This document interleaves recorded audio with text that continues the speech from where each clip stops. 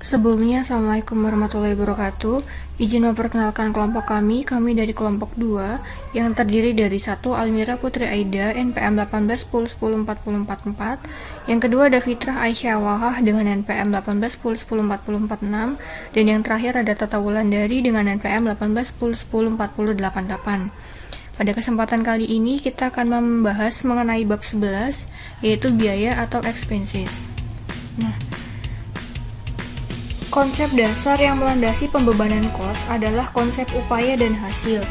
Atas dasar konsep tersebut, kos dapat dipisahkan menjadi dua, yaitu kos yang masih menjadi potensi jasa dan kos yang potensi jasanya dianggap sudah habis dalam rangka menghasilkan suatu pendapatan. Kemudian yang pertama ada karakteristik biaya. Dimulai dari pengertian dari biaya. FASB tahun 1980 mendefinisikan biaya sebagai aliran keluar atau pemakaian aktiva atau timbulnya hutang atau kombinasi dari keduanya selama satu periode yang berasal dari penjualan atau produksi barang, atau penyerahan jasa atau pelaksanaan kegiatan yang lain yang merupakan kegiatan utama suatu entitas. Kemudian, IAI pada tahun 1994 mendefinisikan biaya sebagai penurunan manfaat ekonomi selama suatu periode akuntansi dalam bentuk arus kas keluar atau berkurangnya aktiva atau terjadinya kewajiban yang mengakibatkan penurunan ekuitas yang tidak menyangkut pembagian kepada penanaman modal.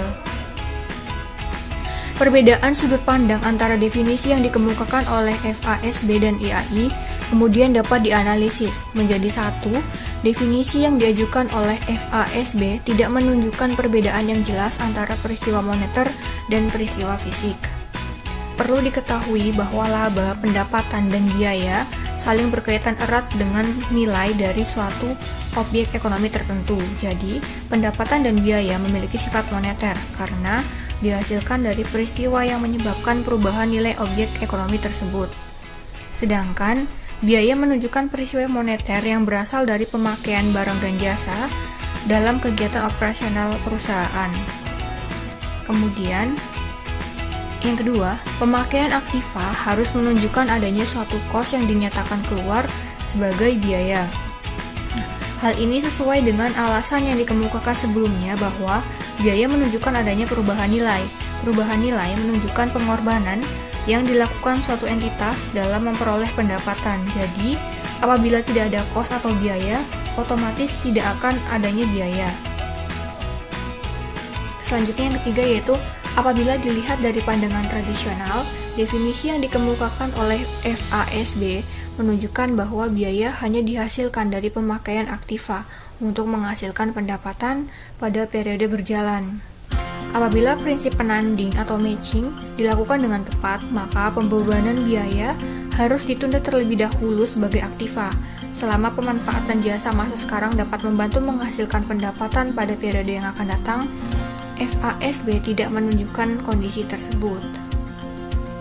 Lepas dari perbedaan yang telah dikemukakan oleh FASB dan IAI, yang jelas setiap kos yang dinyatakan keluar dalam rangka menghasilkan pendapatan disebut dengan biaya, baik itu biaya yang berasal dari kos aktiva maupun yang berasal dari kos yang langsung dibebankan sebagai biaya tanpa dicatat terlebih dahulu sebagai aktiva. Selanjutnya yang B yaitu ada biaya dan rugi atau losses. Penggunaan aktiva atau pengurangan kos aktiva yang tidak berkaitan dengan proses memperoleh pendapatan seharusnya dikelompokkan sebagai rugi. Rugi sebaiknya disajikan secara terpisah dengan biaya. Koreksi terhadap besarnya biaya pada periode lalu tidak dapat diperlakukan sebagai rugi. Koreksi tersebut harus diklasifikasikan secara terpisah sebagai koreksi kesalahan periode sebelumnya. IAI pada tahun 1994 tidak memisahkan biaya dengan rugi, jadi semua potensi jasa baik yang digunakan secara langsung ataupun tidak langsung untuk memperoleh pendapatan disebut sebagai biaya. IAI bahkan secara spesifik menyebutkan bahwa hal tersebut dituangkan dalam paragraf 78 yang menyebutkan bahwa kerugian termasuk dalam kelompok beban. Selanjutnya nomor 2 ada pengukuran dan pengakuan biaya. Pengukuran biaya. Pengukuran biaya ini sejalan dengan penilaian aktiva, maka biaya tersebut dapat diukur atas dasar jumlah rupiah yang digunakan untuk penilaian aktiva dan hutang. Yang pertama yaitu ada cost historis, di mana jumlah rupiah kas atau setaranya yang dikorbankan untuk memperoleh aktiva. Pengukuran biaya atas dasar cost historis dapat digunakan untuk jenis aktiva seperti gedung, peralatan, dan sebagainya. Kemudian yang kedua ada cost pengganti atau cost masukan terkini, menunjukkan jumlah rupiah harga pertukaran yang harus dikorbankan sekarang oleh suatu entitas untuk memperoleh aktiva yang sejenis dalam kondisi yang sama. Contohnya yaitu penilaian untuk persediaan. Yang ketiga ada setara kas, merupakan jumlah rupiah kas yang dapat direalisir dengan cara menjual sejumlah atau setiap jenis aktiva di pasar bebas dalam kondisi perusahaan normal. Nilai ini biasanya didasarkan pada catatan harga pasar barang bebas yang sejenis dalam kondisi yang sama. Kos aktiva berwujud biasanya menggunakan dasar penilaian ini. Kemudian, yang B ada pengakuan biaya. Kos memiliki dua kedudukan penting, yaitu sebagai aktiva dan sebagai beban pendapatan atau biaya. Atas dasar konsep kontinuitas usaha, kos mula-mula diperlakukan sebagai aktiva dan kemudian diperlakukan sebagai pengurang pendapatan. Akan tetapi kemudian terdapat dua masalah yang muncul sehubungan dengan perubahan kos ini, yaitu satu, kriteria yang digunakan untuk menentukan kos tertentu yang harus dibebankan pada pendapatan periode berjalan. Yang kedua, kriteria yang digunakan untuk menentukan bahwa kos tertentu ditangguhkan pembebanannya. Kemudian, semua kos dapat ditangguhkan pembebanannya sebagai biaya apabila kos tersebut memenuhi beberapa kriteria sebagai aktiva, diantaranya itu satu, memenuhi definisi aktiva, artinya memiliki manfaat ekonomi masa mendatang, dikendalikan oleh perusahaan, berasal dari transaksi masa lalu. Kemudian yang kedua, ada kemungkinan yang cukup bahwa manfaat ekonomi masa mendatang yang melekat pada aktiva dapat dinikmati oleh entitas yang menguasai. Ketiga, besarnya manfaat dapat diukur dengan cukup andal. Dari uraian tersebut, secara umum dapat dirumuskan bahwa berdasarkan konsep penandingan, pengakuan biaya dapat didasarkan sejalan dengan pengakuan pendapatan. Apabila pengakuan pendapatan ditunda, maka pembebanan biaya juga dapat ditunda. Untuk mengatasi berbagai perbedaan pendapat tentang pengakuan biaya, biasanya badan berwenang akan mengeluarkan aturan tertentu untuk mengakui biaya. Kemudian yang ketiga yaitu ada konsep penandingan atau matching, merupakan konsep yang dimaksudkan untuk mencari dasar hubungan yang tepat dan rasional antara pendapatan dan biaya. Pendapatan merupakan hasil yang dituju oleh perusahaan, sementara cost yang dikeluarkan oleh perusahaan itu bertujuan untuk memperoleh pendapatan tersebut. Kemudian dengan demikian, pendapatan harus ditandingkan dengan biaya yang diperkirakan telah menghasilkan pendapatan tersebut agar dihasilkan besarnya laba yang tepat. Penandingan antara biaya dan pendapatan memerlukan dasar-dasar yang tepat. Masalah terkait upaya mencari dasar penandingan diantaranya yaitu penentuan aktiva atau jasa yang benar-benar telah dipakai, akan tetapi juga menyangkut perhitungan besarnya nilai aktiva atau jasa yang telah digunakan. Umumnya, akuntansi menggunakan dasar unit waktu atau periode sebagai dasar penanding pendapatan dengan biaya. Pengorbanan yang dilakukan oleh perusahaan dalam rangka memperoleh barang akan dicatat sebagai aktiva sebesar kosnya, dan kemudian diakui sebagai persediaan. Terdapat 3 dasar penanding yang umum digunakan untuk mencari hubungan antara biaya dengan pendapatan dalam suatu periode tertentu. Dasar penandingan tersebut diantaranya yaitu 1. Hubungan sebab akibat, 2. Alokasi sistematik dan rasional, dan yang ketiga yaitu pembebanan segera. Selanjutnya yaitu dalam praktik ada 3 dasar perbandingan yang umum digunakan untuk mencari hubungan antara biaya dengan pendapatan dalam satu periode tertentu.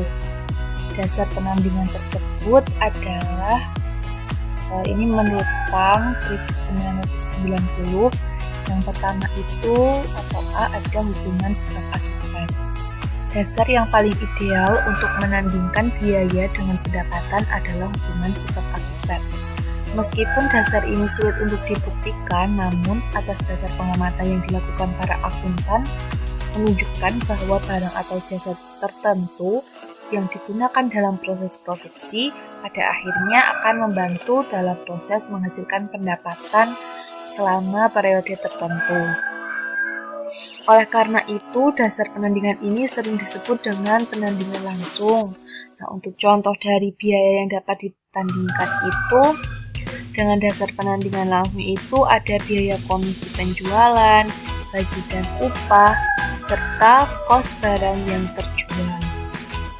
Ada beberapa masalah teknis yang timbul apabila penandingan langsung atas dasar produk digunakan sebagai dasar hubungan sebab akibat.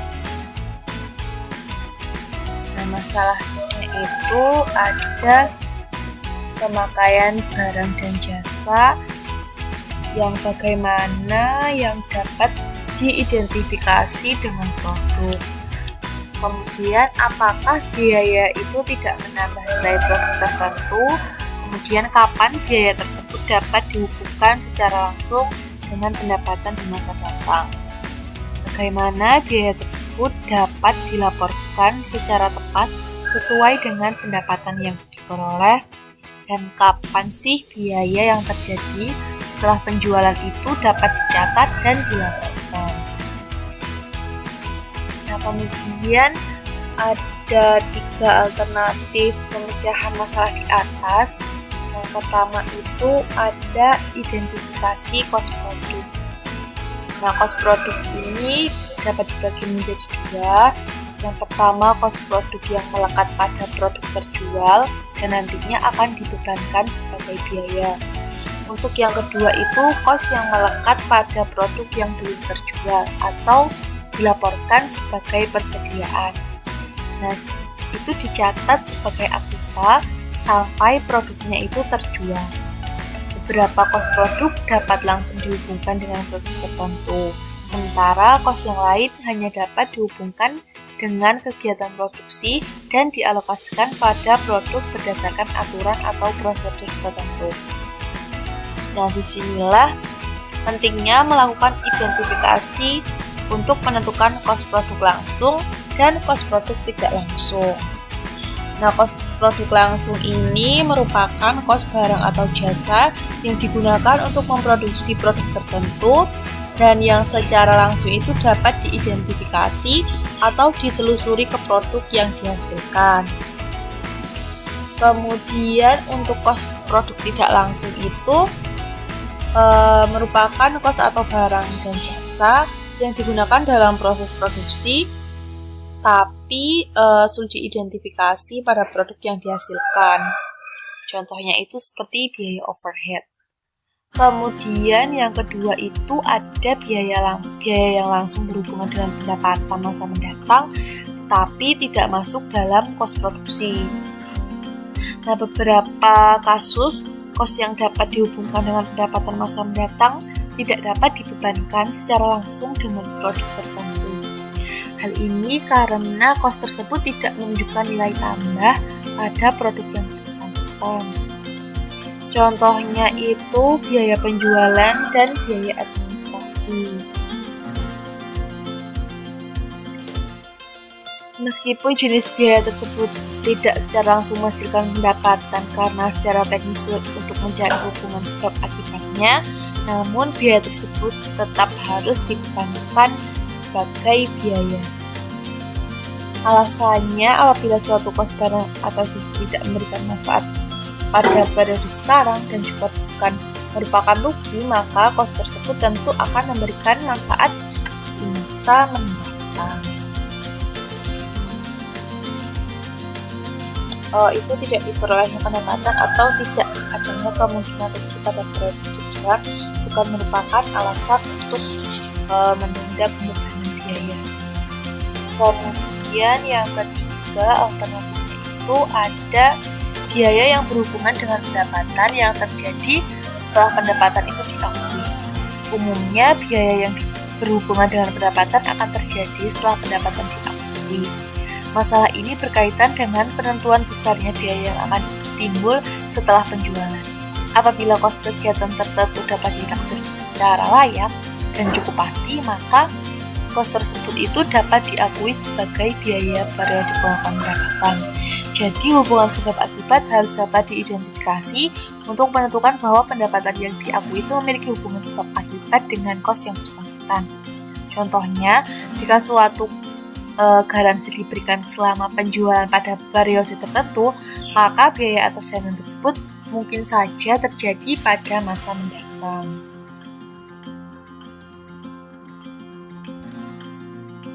Kemudian yang B ada biaya sistematis dan rasional.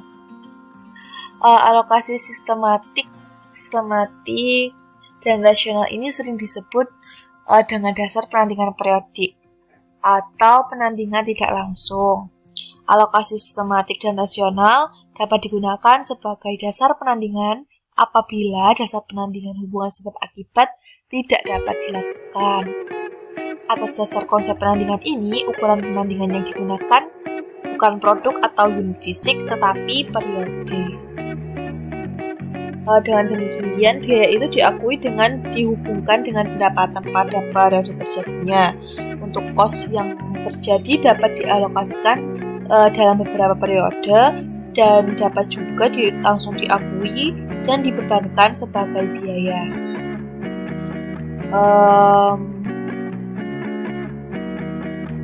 Ada beberapa alasan yang mendukung pemakaian alokasi sistematis dan rasional. Yang pertama itu banyak kos periodik yang berhubungan secara langsung dengan pendapatan periode berjalan. Yang kedua, pada beberapa kasus sulit mencari hubungan langsung antara kos tertentu dengan pendapatan. Yang ketiga, apabila manfaat masa mendatang tidak dapat diukur dengan cukup pasti atau kos yang dikeluarkan tidak memiliki hubungan dengan pendapatan di masa mendatang, maka tidak ada alasan untuk menunda pembebanan kos sebagai biaya pada periode terjadinya. Yang keempat, apabila biaya bersifat rutin dan terjadi berulang-ulang, maka pembebanan langsung secara material tidak akan berpengaruh terhadap alokasi meskipun penandingan yang tepat tidak dapat dicapai. Dan yang kelima, apabila kos tersebut merupakan joint cost, maka alokasi arbiter harus dilakukan pada kegiatan yang berbeda.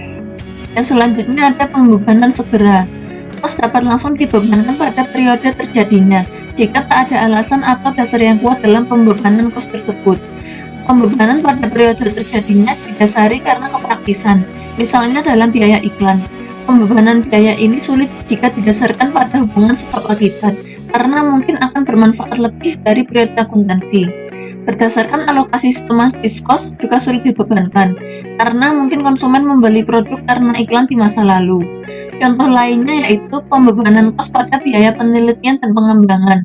Hal tersebut karena manfaat penelitian dan pengembangan di masa mendatang tidak dapat ditentukan dengan tepat. Jadi, kos tersebut tidak dapat dikapitalisasi dan dicatat sebagai aktiva. Kos tersebut langsung dibebankan sebagai biaya pada periode terjadinya. Yang selanjutnya ada kritik terhadap konsep perbandingan. Dalam penerapannya, konsep perbandingan masih menimbulkan pertentangan. Juga kritik sebagai berikut. Yang pertama ada bukti yang objektif. Konsep penandingan memerlukan pertimbangan tepat dalam menentukan kos yang akan dibebankan. Syarat utama yang harus dipenuhi adalah bukti objektif. Namun, bukti tersebut kurang diperhatikan dalam pengakuan biaya. Pengakuan biaya lebih berdasarkan pada masalah rasional dan kelayakan daripada bukti yang objektif. Dalam praktik akuntansi, suatu prosedur tertentu dapat diterima perlakuannya apabila dipandang rasional dan layak diterapkan. Misalnya yaitu kos persediaan dapat dibebankan sebagai biaya dengan metode yang diterima umum, yaitu LIFO ataupun FIFO. Demikian halnya dengan kos aktiva tetap dibebankan sebagai biaya atau depresiasi atas dasar salah satu metode depresiasi yang diterima umum. Dan selanjutnya salah satu alasan bukti objektif tak begitu diperhatikan dalam pengakuan biaya, yaitu karena penerapan konsep konservatisme yang menyatakan bahwa biaya, rugi, dan hutang harus segera diakui meskipun tidak ada bukti yang kuat dan objektif. Pendapatan, untung, dan aktiva tidak dapat diakui bila tidak ada bukti yang objektif. Ada juga salah satu unsur biaya, yaitu rugi kontingensi. Rugi kontingensi adalah suatu kondisi di mana melibatkan ketidakpastian yang menimbulkan rugi bagi perusahaan. Terjadinya rugi tersebut bergantung pada terjadi atau tidaknya satu peristiwa atau lebih di masa mendatang. Nah, contoh dari rugi kontingensi itu adalah kemungkinan tidak terkumpulnya piutang, gugatan terhadap aktiva, sengketa di pengadilan yang belum jelas keputusannya, dan lain-lain. Kerugian piutang akan dicatat karena adanya kemungkinan pada tanggal penyajian laporan keuangan. Perlakuan ini dianut karena diterapkan konsep konservatisme. Yang selanjutnya ada evaluasi terhadap konsep matching. Tahap terbaik dalam pembandingan biaya dan pendapatan adalah pada hubungan sebab akibat. Namun sulit dalam praktik karena adanya konsep cost attached yang mana tidak memiliki argumen yang kuat. Yaitu dalam situasi tertentu, konsep ini tidak dapat menunjukkan dasar hubungan sebab akibat sebagai dasar hubungan pembebanan yang benar-benar meyakinkan. Sehingga akuntan tidak menghubungkan secara langsung biaya dengan pendapatan, tetapi atas dasar interval waktu. Kos akan dibebankan sebagai biaya bila menghasilkan pendapatan pada periode yang sama, karena hubungan sebab akibat berimplikasi bahwa pendapatan harus dihubungkan dengan biaya. Apabila suatu aktiva memiliki manfaat melebihi periode akuntansi dan tak dapat menggunakan dasar pembandingan hubungan sebab akibat, maka kos aktiva dapat dialokasikan dalam periode-periode secara sistematis. Menurut Thomas, kebanyakan laporan akuntan itu omong kosong. Jadi ada beberapa kriteria yang harus dipenuhi agar alokasi secara teoritis dikatakan menguntungkan, yaitu ada 3. Yang pertama, additivity, yaitu alokasi harus melibatkan keseluruhan jumlah yang ada, yaitu jika jumlah yang dialokasikan ditambahkan bersama-sama, maka totalnya harus sama dengan jumlah sebelum alokasi. Yang kedua ada unambiguity, yaitu metode alokasi menghasilkan alokasi yang unik dengan satu dasar alokasi dan cara alokasi yang jelas. Yang terakhir ada defensibility, yaitu metode alokasi yang dipilih adalah yang terbaik, sehingga dapat terus digunakan. Alokasi dalam akuntansi tidak memenuhi kriteria tersebut, terutama yang ketiga. Namun akuntan mempertahankan penggunaan alokasi berdasarkan 2 alasan, yaitu sumber-sumber ekonomi yang dimiliki perusahaan akan bermanfaat di periode sekarang maupun mendatang, dan data alokasi memberikan informasi yang bermanfaat bagi pemakai laporan keuangan.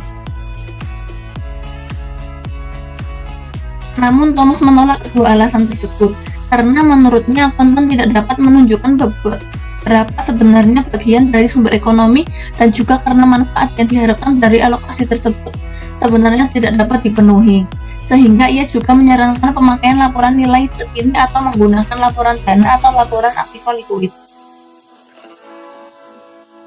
Yang selanjutnya selain Thomas ada juga Patton dan Littleton mengemukakan pendapat lainnya bahwa konsep objektivitas pada kegiatan usaha tidak memungkinkan untuk dijadikan bahan analisis laboratorium dan tidak mengikuti rumus matematika. Bukti yang sepenuhnya objektif dan sama sekali tidak dipenuhi pendapat pribadi adalah bukti yang terkuat. Namun jika syarat objektif mutlak diikuti, maka akuntansi akan berakibat kurang menguntungkan. Argumen Thomas dapat ditolak dengan melihat filsafat tentang realitas. Argumen yaitu yang menyatakan bahwa alokasi hanya berkaitan dengan imajinasi pembuatnya dan tidak berkaitan dengan kenyataan di dunia nyata. Tidak mungkin bagi seseorang untuk mengidentifikasi fakta tanpa mengacu pada periode tertentu. Zimmerman mengungkapkan bahwa alokasi kos untuk tujuan internal sangat bermanfaat sebagai alat untuk mengendalikan dan memotivasi manajer. Apabila kebutuhan alokasi kos dikaitkan dengan pemberian insentif, hal tersebut akan memotivasi manajer agar fokus alokasi kos dan membantu mengurangi masalah yang timbul dalam pengendalian dan koordinasi kegiatan, sehingga alokasi tetap relevan dan bermanfaat dalam laporan keuangan. Sekian presentasi dari kelompok kami, mohon maaf apabila masih terdapat banyak kekurangan. Terima kasih. Wassalamualaikum warahmatullahi wabarakatuh.